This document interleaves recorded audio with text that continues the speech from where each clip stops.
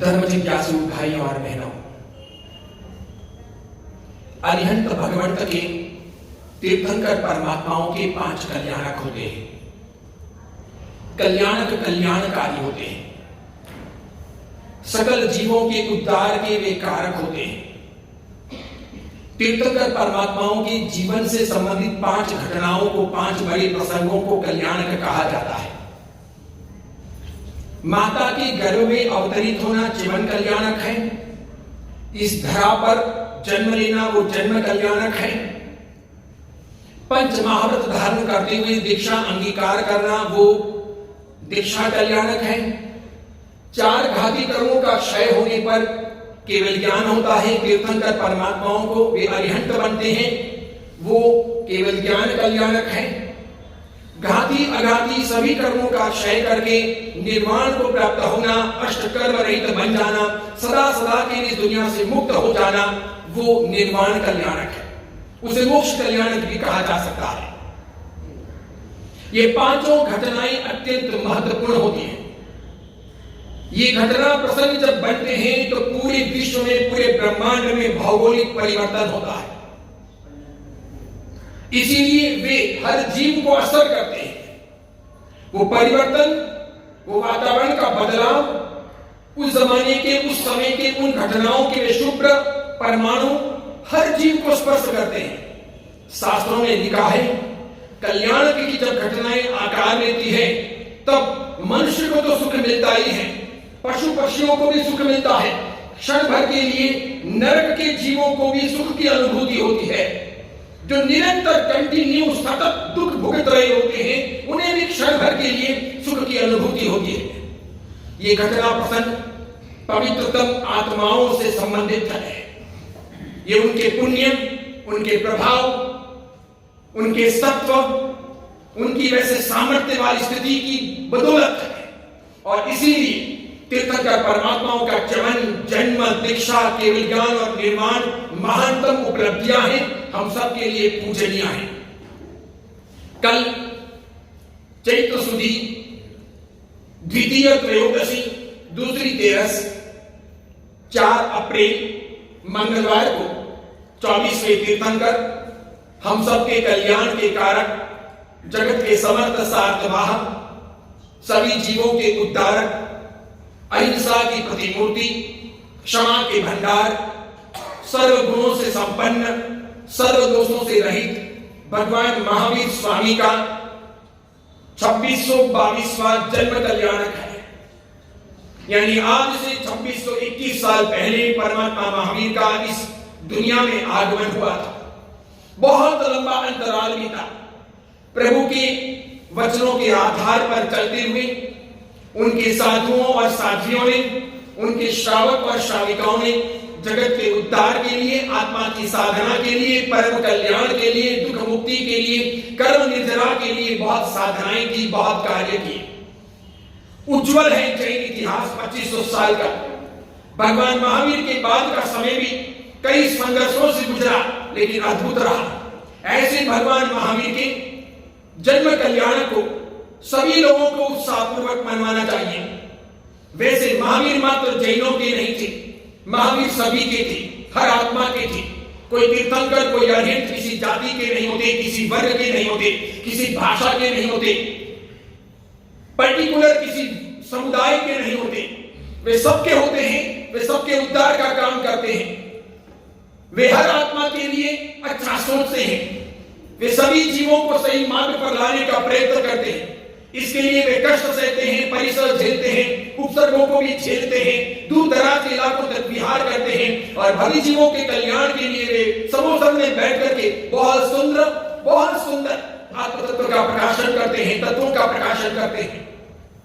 ऐसे भगवान महावीर स्वामी का कल जन्म कल्याणक है। हर व्यक्ति को, हर भक्त को, हर अनुयायी को, हर श्रद्धालु को चाहिए कि वो प्रातः काल जल्दी उठें।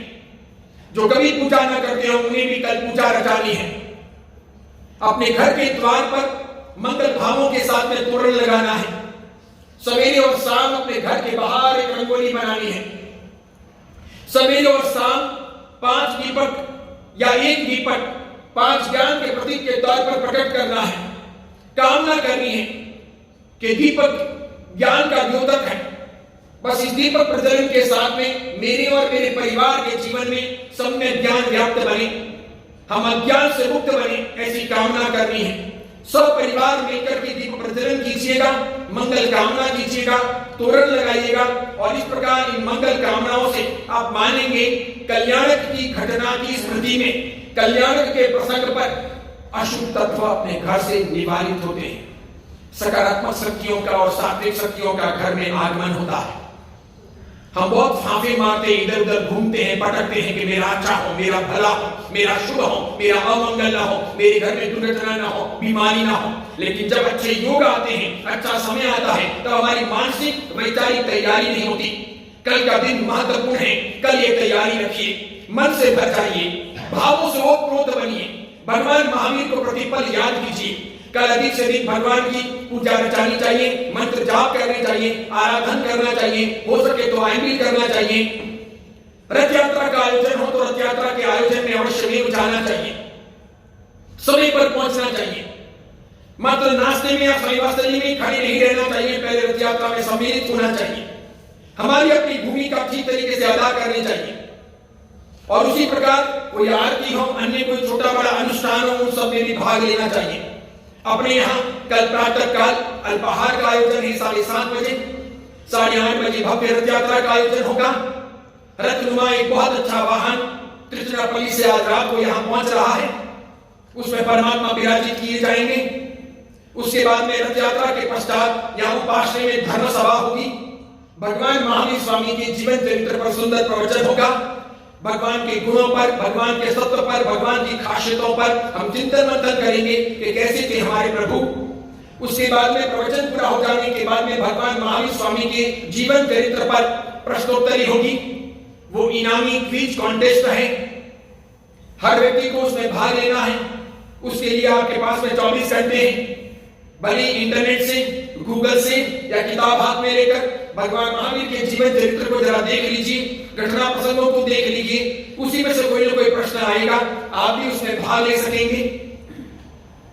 शाम को संगीतमय मंत्र जाप, संध्या भक्ति का आयोजन और साथ में महाआरती रखी है। हर व्यक्ति को अपने घर से दीपक सजा करके लाना है। जो लोग घर से दीपक नहीं लाएंगे उनको यहाँ दीपक दिए जाएंगे। संगीत के साथ में थोड़ा भक्ति संगीत होगा, संध्या भक्ति होगी, फिर उसके बाद में मंत्र जाप होंगे अरिहंत प्रभु के, और अंत में संगीतमय आरती का आयोजन होगा।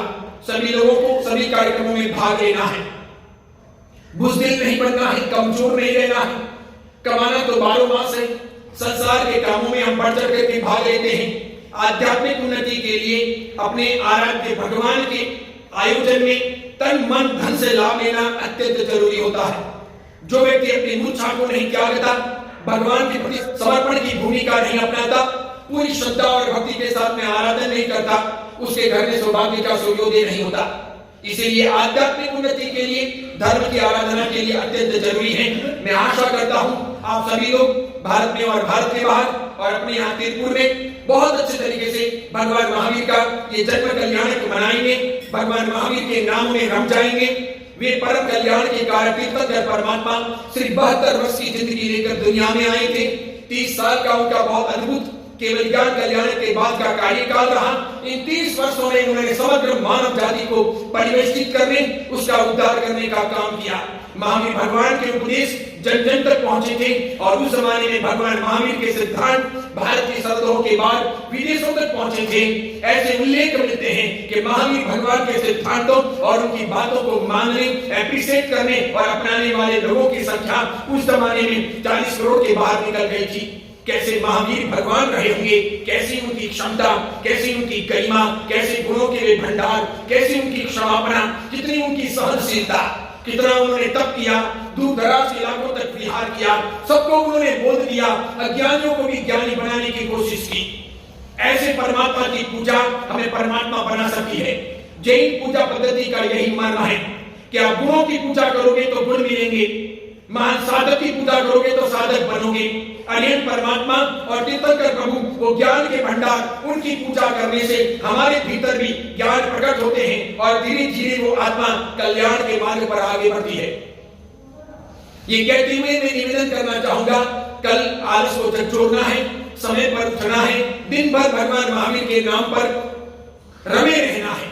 अनुकंपा दान हो, जीव दया के अलग अलग प्रकार के कार्यक्रम हो, सामयिक हो, प्रतिक्रमण हो, मंत्र जाप हो, पूजा हो, साधु साध्वी की बढ़िया वचन हो, धर्म प्रवचनों का श्रवण हो, आंबिल का तप हो या अन्य अन्य जो भी कार्यक्रम हो, जितने आपसे बन सके करने का प्रयत्न कीजिएगा। ओम शांति।